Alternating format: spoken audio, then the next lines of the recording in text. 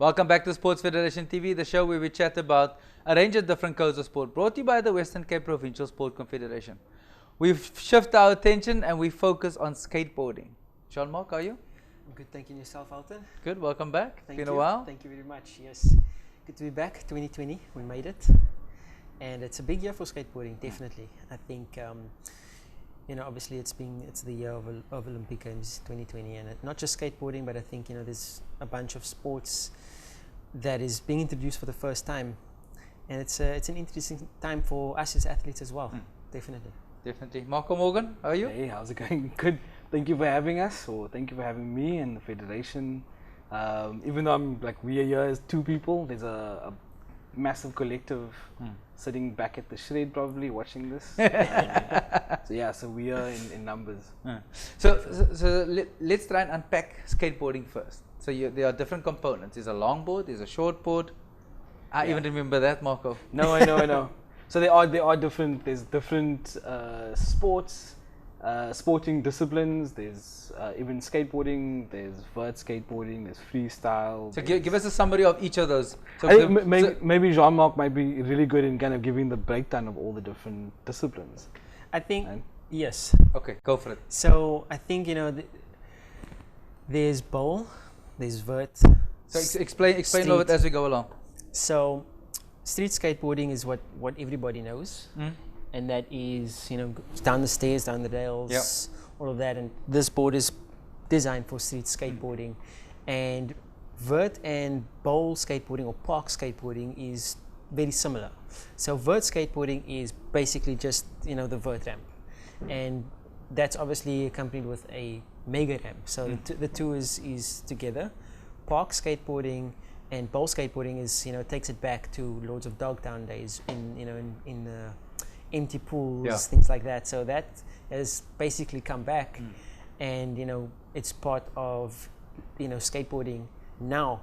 So that is basically like vert skateboarding, but just let's say the old school version kind of brought back into now. So it's nice to see that come full circle again.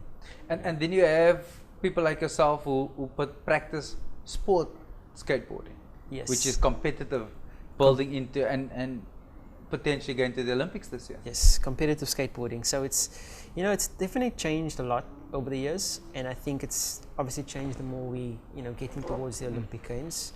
The criteria for judging and point scoring is being developed as we go. So for me, I am also learning as I go. So I think competitive skateboarding is completely different to any other form of skateboarding.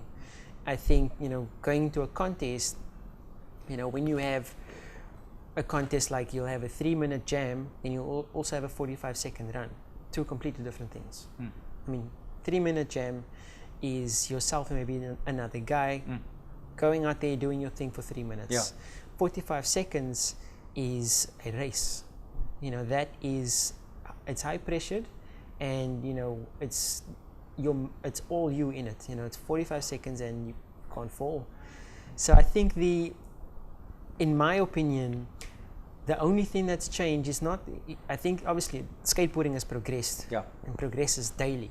But I think when it comes to a contest, it's all mental, and I think that's one thing.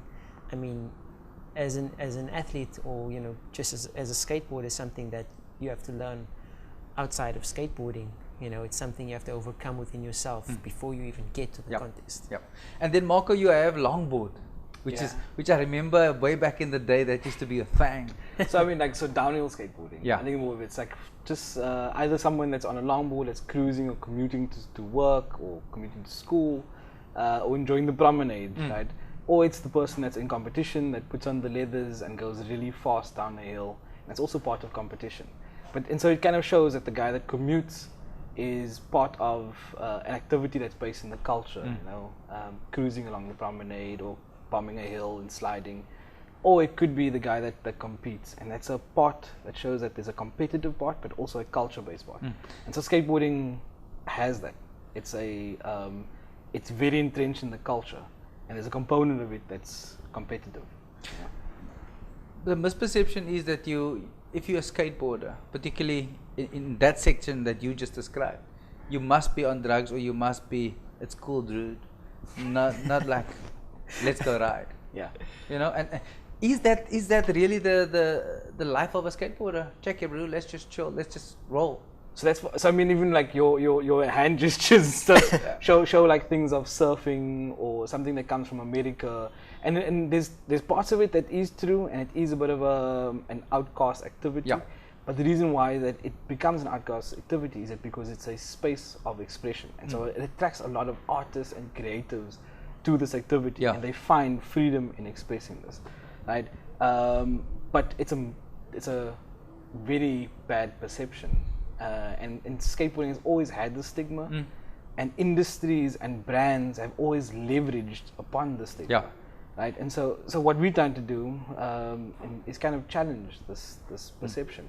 It says that we are everyday people. I got 2 kids and a wife at home, and really, so you know, and we skaters.